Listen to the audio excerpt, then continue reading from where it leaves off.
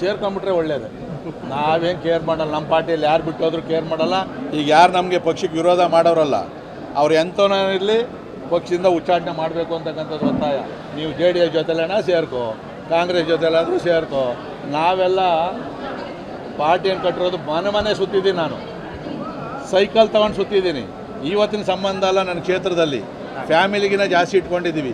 ಇಲ್ಲಿ ಯಾರೇನೋ ಬಂದ್ರು, ಈಗ ನಾನು ಮೊನ್ನೆ ಎಲೆಕ್ಷನಲ್ಲಿ 66,000 ಲೀಡು MLA ಎಲೆಕ್ಷನ್ನಲ್ಲಿ. ಇವ್ರು ಮಾಡೋ ಕೆಲಸಕ್ಕೆ ನಮ್ಮ ಟಾರ್ಗೆಟ್ ನೆಕ್ಸ್ಟ್ 1 ಲಕ್ಷ ಲೀಡು ಅಂತ ನಮ್ಮ ಕಾರ್ಯಕರ್ತರು ತೀರ್ಮಾನ ಮಾಡಿರ್ತಕ್ಕಂಥದ್ದು. ನಮ್ಮನ್ನು ಕೆಣಕಿದ್ರೆ ನಾವು ಇನ್ನೂ ಭಾಳ ಪ್ರಬಲವಾಗಿ ಬೆಳ್ಕೊಂತೀವಿ. ನನಗೇನು ನೆಂಟನೂ ಅಲ್ಲ, ಯಾರಿಗೆ ನೆಂಟರು ಅಂತೇಳಿ ಊರಿಗೆಲ್ಲ ಗೊತ್ತು. ನನಗೆ ಹೊಸ ಪರಿಚಯ.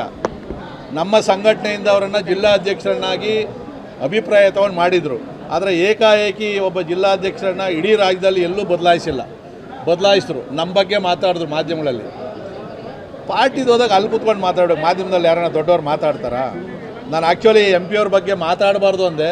ಇಷ್ಟು ಜನ ತುಂಬ್ಕೊಂಡಿದ್ದೀರಿ, ಬಿಡೋಲ್ಲ ನನಗೆ ಗೊತ್ತಾದ್ಮೇಲೆ ಒಂದಷ್ಟು ಮಾತಾಡಿದ್ದೀನಿ. ಬಿಟ್ಟರೆ ಸಂದೀಪ್ ರೆಡ್ಡಿ ಅಂತ ಯುವಕರು ರಾಜಕಾರಣಕ್ಕೆ ಬರಬೇಕು ಅಂದರೆ ಚಿಕ್ಕಬಳ್ಳಾಪುರದಲ್ಲಿ ಕೆಲಸ ಮಾಡ್ತಾಯಿದ್ದಾರೆ.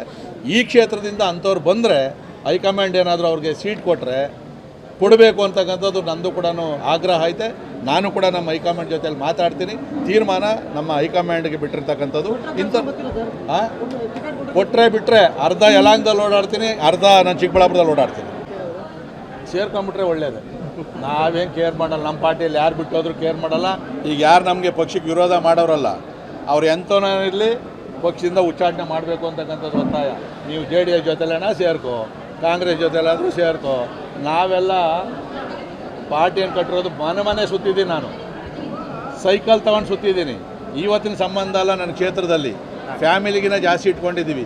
ಇಲ್ಲಿ ಯಾರೇನೋ ಬಂದ್ರು, ಈಗ ನಾನು ಮೊನ್ನೆ ಎಲೆಕ್ಷನಲ್ಲಿ 66,000 ಲೀಡು MLA ಎಲೆಕ್ಷನ್ನಲ್ಲಿ. ಇವ್ರು ಮಾಡೋ ಕೆಲಸಕ್ಕೆ ನಮ್ಮ ಟಾರ್ಗೆಟ್ ನೆಕ್ಸ್ಟ್ 1 ಲಕ್ಷ ಲೀಡು ಅಂತ ನಮ್ಮ ಕಾರ್ಯಕರ್ತರು ತೀರ್ಮಾನ ಮಾಡಿರ್ತಕ್ಕಂಥದ್ದು. ನಮ್ಮನ್ನು ಕೆಣಕಿದ್ರೆ ನಾವು ಇನ್ನೂ ಭಾಳ ಪ್ರಬಲವಾಗಿ ಬೆಳ್ಕೊಂತೀವಿ. ನನಗೇನು ನೆಂಟನೂ ಅಲ್ಲ, ಯಾರಿಗೆ ನೆಂಟರು ಅಂತೇಳಿ ಊರಿಗೆಲ್ಲ ಗೊತ್ತು. ನನಗೆ ಹೊಸ ಪರಿಚಯ. ನಮ್ಮ ಸಂಘಟನೆಯಿಂದ ಅವರನ್ನು ಜಿಲ್ಲಾಧ್ಯಕ್ಷರನ್ನಾಗಿ ಅಭಿಪ್ರಾಯ ತಗೊಂಡು ಮಾಡಿದರು. ಆದರೆ ಏಕಾಏಕಿ ಒಬ್ಬ ಜಿಲ್ಲಾಧ್ಯಕ್ಷರನ್ನ ಇಡೀ ರಾಜ್ಯದಲ್ಲಿ ಎಲ್ಲೂ ಬದಲಾಯಿಸಿದ್ರು. ನಮ್ಮ ಬಗ್ಗೆ ಮಾತಾಡಿದ್ರು ಮಾಧ್ಯಮಗಳಲ್ಲಿ. ಪಾರ್ಟಿದು ಹೋದಾಗ ಅಲ್ಲಿ ಕೂತ್ಕೊಂಡು ಮಾತಾಡೋದು, ಮಾಧ್ಯಮದಲ್ಲಿ ಯಾರನ್ನ ದೊಡ್ಡವ್ರು ಮಾತಾಡ್ತಾರಾ? ನಾನು ಆ್ಯಕ್ಚುಲಿ MP ಅವ್ರ ಬಗ್ಗೆ ಮಾತಾಡಬಾರ್ದು ಅಂದೆ.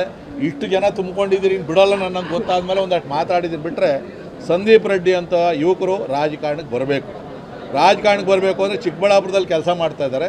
ಈ ಕ್ಷೇತ್ರದಿಂದ ಅಂಥವ್ರು ಬಂದರೆ ಹೈಕಮಾಂಡ್ ಏನಾದರೂ ಅವ್ರಿಗೆ ಸೀಟ್ ಕೊಡಬೇಕು ಅಂತಕ್ಕಂಥದ್ದು ನಂದು ಕೂಡ ಆಗ್ರಹ ಐತೆ. ನಾನು ಕೂಡ ನಮ್ಮ ಹೈಕಮಾಂಡ್ ಜೊತೆಯಲ್ಲಿ ಮಾತಾಡ್ತೀನಿ.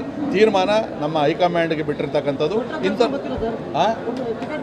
ಬಿಟ್ಟರೆ ಅರ್ಧ ಯಲಾಂಗದಲ್ಲಿ ಓಡಾಡ್ತೀನಿ, ಅರ್ಧ ನಾನು ಚಿಕ್ಕಬಳ್ಳಾಪುರದಲ್ಲಿ ಓಡಾಡ್ತೀನಿ.